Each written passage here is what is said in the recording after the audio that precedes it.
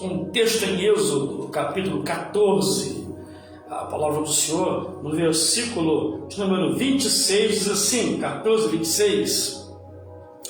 Então disse a Moisés: estenda sobre o mar a sua mão, para que as águas se voltem sobre os egípcios e sobre os seus carros de guerra e sobre os seus cavalheiros. Então Moisés estendeu a mão sobre o mar e, ao romper da manhã, retornou a sua força e os egípcios fugiram ao encontro dele. E o Senhor jogou os egípcios para dentro do mar, e as águas voltaram e cobriram os carros de guerra, e os cavalos e todo o exército de Faraó. As águas voltaram e cobriram, frisando isso. Mas os filhos de Israel caminharam a pé enxuto pelo meio do mar, e as águas lhe fizeram qual muralha, à sua direita e à sua esquerda. Assim o Senhor livrou Israel naquele dia das mãos dos egípcios. Israel viu a glória do Senhor e a grandeza e o poder do seu Deus. Queridos, em alguns minutos eu queria refletir sobre o tema, o beco sem saída. Beco sem saída é uma situação que muitas vezes nós nos encontramos. Uma situação indesejável, uma situação inesperada. E nós imaginamos assim: cheguei ao fim, agora não tem mais jeito, eu não tenho mais para onde ir, eu estou irremediavelmente perdido, não sei o que fazer. E aí você olha para um lado, olha para o outro e não vê nenhum tipo de saída. Às vezes já foi desenganado pelo médico, desenganada pelo médico. Às vezes ouve uma palavra do seu profissional de saúde dizendo: olha, não vai mais andar, não vai mais caminhar, seu problema de pressão não tem cura, seu problema cardíaco terá necessariamente que sofrer uma intervenção. E você ouviu algo ou está vivendo algo que parece que você está encurralado, parece que Deus está em silêncio, te abandonou, não está mais te ouvindo, não vai mais te ouvir. E nesse ínterim, Satanás também, que é acusador dos nossos irmãos, começa a soprar nos seus ouvidos: não tem mais jeito, acabou, é o fim. Quantas vezes nós já nos deparamos numa situação limítrofe, aonde não sabemos para onde ir? O caso do texto que li, ele vai refletir exatamente essa realidade, porque Israel sai de 400 anos de cativeiro no Egito, e agora Israel vai para o deserto. De repente Israel se depara com o Mar Vermelho na sua frente. Diz a Bíblia que Israel se acampa ali às margens, ao redor, mas num dado momento Faraó se arrepende de ter liberado o povo e arregimenta o seu exército e vai ao encontro do povo de Israel no mar para reaver o povo de Israel e levá-los novamente cativo. O que ele não sabia é que havia um propósito. Deus estava trabalhando naquilo ali. Eu sempre uso a frase: quando Deus quer te dar uma bênção, Ele te põe numa situação difícil, pois Ele quer fazer um milagre, Ele te põe numa impossível. O beco sem saída, muitas vezes o Senhor nos leva ao beco sem saída exatamente para Ele ser a nossa saída. Não podemos esquecer daquilo que Jesus diz: eu sou o caminho, a verdade e a vida. Jesus é o caminho para nós entrarmos, sairmos de situações limítrofes, de coisas impossíveis. Ele é o caminho para nós vivermos o grande milagre de Deus, o grande milagre. Eu tinha um pastor amigo que dizia que o crente bom, o crente que serve ao Senhor, o bom, tem que ter pelo menos 2 problemas, pelo menos 2, porque um engole o outro. Aí ele dá exemplo aqui do Mar Vermelho, que era o grande problema de Israel, e depois Israel entra pelo meio do Mar Vermelho e o Egito, os soldados do Egito vêm atrás e as águas retomam a sua margem normal e vai sepultar, vai engolir, vai matar ali imerso todo o grande exército de Faraó. O primeiro problema de Israel, o grande problema, que era o Mar Vermelho, engoliu o segundo, que era Faraó e o seu exército. Mas por que o Senhor nos leva para o beco sem saída? O beco sem saída, muitas vezes, é uma situação o próprio Deus conduziu. É bom lembrar, quando Jesus foi tentado no deserto, foi o Espírito do Senhor que conduziu Jesus ao deserto. Paulo passou um período no deserto da Arábia, também conduzido pelo Senhor, e nesse período, segundo os estudiosos da palavra do Senhor, é o período que ele foi arrebatado ao terceiro céus. Moisés também passou esse período no deserto. O Senhor às vezes nos conduz ao beco sem saída, primeiro para um propósito. A Bíblia diz que aquilo que o olho não viu, o ouvido não ouviu, nem desceu o coração do homem, é o que o Senhor preparou para aqueles que eu amo. Então, há um propósito do Senhor. A Bíblia diz que os pensamentos do Senhor é mais alto que o nosso, que os caminhos do Senhor são mais altos que o nosso. Ele não anda em nosso caminho, nós é que temos que andar pelos caminhos do Senhor. E aí os caminhos do Senhor, muitas vezes, não são entendidos pela lógica. Eles não podem ser colocados num computador, num programa de computador, não podem ser inseridos em um chip. A sabedoria humana, ela não consegue alcançar a grandeza dos propósitos de Deus. Eu me lembro aqui de Jesus dizendo: graças te dou, ó Pai, porque o Senhor oculta essas coisas aos sábios e entendidos, mas as revelas aos pequeninos. E Jesus diz, a Bíblia diz que os segredos do Senhor são para aqueles que o temem. E aí, o Senhor às vezes leva por uma ordem específica. Deus deu uma ordem a Moisés para que o povo fosse por aquele caminho, e o Senhor nos leva ao beco sem saída para esses propósitos, para cumprir esse objetivo. Era uma situação difícil que o povo de Israel estava vivendo naquele momento. E observe, os irmãos, que antes mesmo que eles chegassem diante do Mar Vermelho, Deus já estava preparando aquele cenário. É igual o caso de José, por exemplo. José ficou preso no Egito sem ter feito nada. Ele não cometeu fornicação com a esposa de Potifar. Mas mesmo assim, a Bíblia diz que ele foi preso. Quantos anos José ficou preso? A Bíblia não diz. Deus não diz, mas foram anos a fio. Ele ficou preso ali de maneira injusta. Deus o exaltou no cárcere. Se José vivesse nos dias odiernos, teria de fazer quebra de maldição, cura interior, procurar psicólogo, ser com tanta coisa. Mas José brindou o coração dele, ele confiou no Senhor. Parecia que estava tudo acabado, parecia que José tinha, como diz a fala popular, jogado pedra na cruz. José só tinha problema.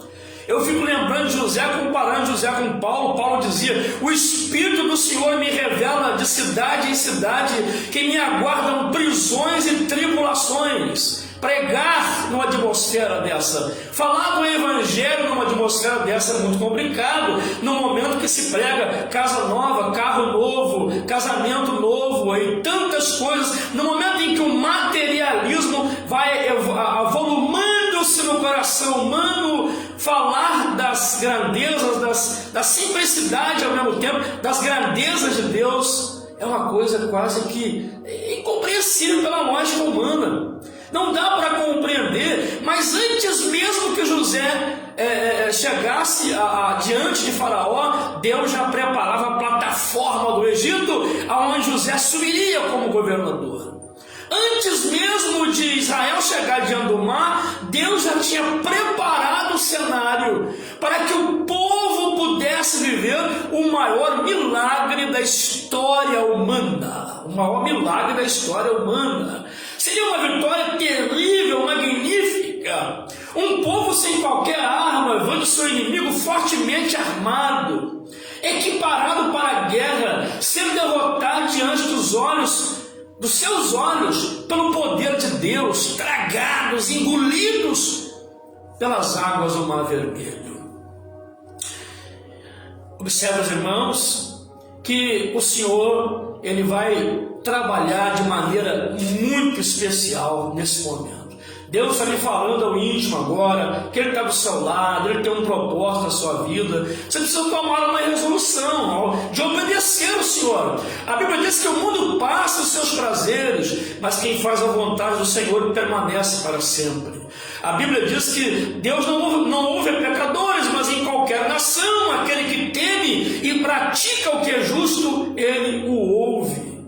Então, amado, nessa manhã, o Senhor está dizendo, há um propósito. Jesus disse aos discípulos na iminência da sua morte, Jesus diz, olha, o que está acontecendo vocês não entenderão agora, mas entenderão depois. Jesus disse.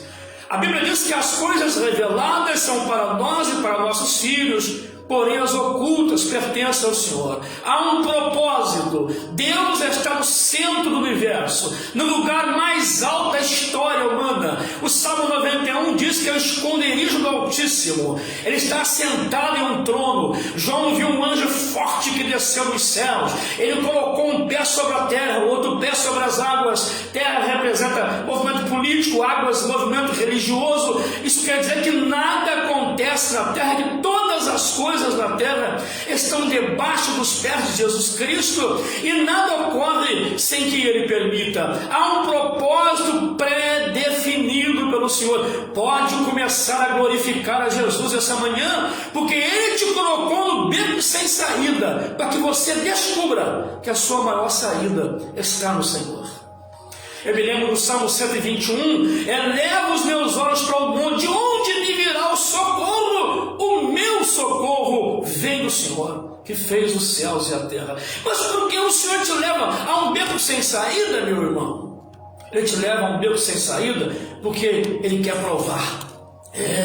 A Bíblia diz que o Senhor primeiro prova, né? Apresentar o Senhor aprovado como obreiro que não tem que se envergonhar e que maneja bem a palavra da verdade. Para ser provado, tem que ser primeiro aprovado, aliás, tem que ser primeiro provado. Primeiro Deus prova, para depois aprovar. A Bíblia diz que Ele nunca deu uma prova acima daquilo que podemos suportar. Ele diz, eu repreendo e castigo a todos quanto amo. Sê zeloso, arrependa-te. Se estáis sem correção, então sois bastardos e não filhos, dizia o autor aos Hebreus. Ele nos prova para poder ver a nossa obediência. Ele quer ver a nossa obediência. Ele tem mais prazer na obediência do que em qualquer holocausto ou sacrifício. Mas ele vai provar também, permitindo que sobrevenham circunstâncias difíceis. Aparentemente o problema não tinha solução, não havia solução. De um lado, na frente, o mar, atrás a areia do mar, de um lado montanha, do outro lado montanha, não havia solução. Eu acabei de falar agora que a nossa solução vem do alto, do Pai das luzes, é dele que vem a nossa solução. A nossa solução não está no governo federal, a nossa solução não está no governo estadual, até municipal. A nossa solução não perpassa pela capacidade e estratégia política de gestão administrativa humana. A nossa solução está nas mãos do Rei dos Reis e Senhor dos Senhores. Eleva os olhos para o alto, é do alto, meu irmão, é do alto, minha irmã. Olhe para cima. O autor dos Hebreus diz, olhando para Jesus, o autor e consumador da nossa fé. A nossa saída, a igreja chegou no momento que ela não tem saída nem para a direita, nem para a esquerda, nem para trás, nem para frente. Só existe uma saída para a igreja, para eu, você, para cima. A nossa saída está para cima. Não se esqueça disso. Mas o Senhor te leva num beco sem saída porque Ele quer ali trabalhar o nosso caráter, porque o beco sem saída é o local que muitas vezes nós falhamos. Aqui o versículo diz, versículo 10, aproximando o faraó, os filhos de Israel levantaram os olhos, eis que os egípcios vinham atrás deles, e tremeram muito. Então os filhos de Israel clamaram ao Senhor. E eles vão dizer, Moisés, não havia sepulcros no Egito para que nós morrêssemos lá? Para que viéssemos aqui para ser sepultados nesse deserto? Não é essa a palavra que te falamos no Egito? Deixa-nos que sirvamos aos egípcios, porque é melhor servir aos egípcios do que morrermos nesse deserto. Amados irmãos, no beco sem saída é o lugar que muitas vezes nós falhamos. Falhamos por causa da nossa limitação. Falhamos por causa da nossa falta de fé. A Bíblia diz que sem fé é impossível agradar a Deus. Aqueles que se aproximam dele precisam crer que ele existe. É galardoador daqueles que o buscam. E às vezes nós falhamos exatamente na fé. A pergunta mais séria da Bíblia: quando voltar o Filho do Homem, porventura achará fé na terra? Jesus perguntou. Judas escreveu no capítulo 1 dizendo: exorto-vos a batalhar de uma vez por todas pela fé que foi dada aos santos. Nós às vezes vacilamos na fé. A Bíblia diz que o homem que não tem fé é semelhante às ondas do mar, que é levar de um lugar para o outro. A fé é aquela crença no impossível, é aquela capacidade de crer e esperar o impossível. E muitas vezes, quando estamos num beco sem saída, quando não vemos uma solução, ao invés de orar, nós murmuramos. E aí eu me lembro de Dwight de Moody dizendo: mais vale 10 minutos de oração do que um ano de murmuração. Mais vale 10 minutos de oração do que um ano de murmuração. Orando 10 minutos todos os dias, você pode mudar a trajetória, a sua trajetória, o mundo, a história do mundo, a sua igreja orando, mas murmurando você não muda nada. E o povo ali falhou, o povo falhou com o Senhor ali. Mas no último lugar, em quarto lugar, o beco sem saída, apesar de nossas falhas, de nossas debilidades e vulnerabilidades, é o lugar que o Senhor nos ajuda no momento certo. Deus dá ordem a Moisés: Moisés, toca com a sua vara no mar. E a Bíblia diz que Moisés toca e o mar vai se abrindo de trás para frente. O vento oriental sopra, o mar vai abrindo de trás para frente, faz duas grandes colunas. O povo de Israel atravessa. Era Deus no controle. Israel vê a olho nu o mar se abrindo, dos mares mais profundos, dos maiores mares do mundo, abrindo na sua grandeza, profundidade, colunas altas de água. E o povo, eu li um livro de um sujeito insano aí. Ele ensinava que na verdade o Mar Vermelho não foi separado as águas do Mar Vermelho. Ele ensinava que Deus teria congelado as águas do Mar Vermelho, uma coluna direita e uma coluna esquerda. O livro dele explica que houve um congelamento. Aí eu lendo o livro e pensei: então o milagre foi maior ainda, porque sepultar Israel, matar todo mundo afogado no meio do gelo, o milagre foi muito maior do que eu estava imaginando. Então Deus fez algo extraordinário, agiu no momento certo, Ele toma o controle no momento certo. Deus, Ele não tarda e nem falha, não atrasa, Ele chega no momento certo, na hora certa. Alguém disse que o show escreve certo em linhas tortas. Não, se ela estiver torta, ele vai acertar a linha para depois escrever, mas ele chega na hora certa, ele chega no momento certo. Na hora que você acha que não dá mais, não vai mais conseguir, está desenganado pelo médico, aí Paulo dizendo para o Senhor: Senhor, eu não aguento mais, eu estou fraco, estou debilitado. O Senhor fala: Paulo, na tua fraqueza eu aperfeiçoo o meu poder e a minha graça te basta. Receba a graça de Deus nessa manhã. Se você se sente num beco sem saída, Jesus nessa manhã se coloca nesse beco como a sua saída, como a sua solução para a salvação e o milagre que você precisa. Deus te abençoe nessa manhã.